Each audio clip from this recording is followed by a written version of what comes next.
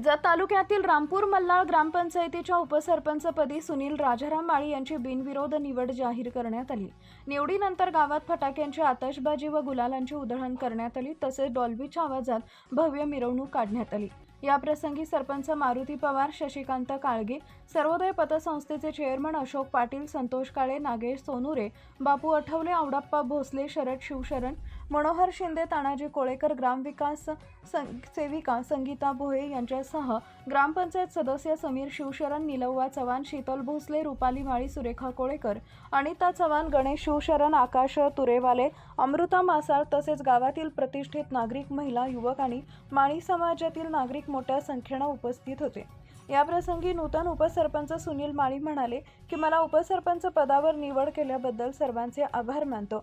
तसेच गावच्या सर्वांगीण विकासासाठी कटिबद्ध असून नागरिकांच्या सर्व समस्या सोडवण्यासाठी वचनबद्ध आहे।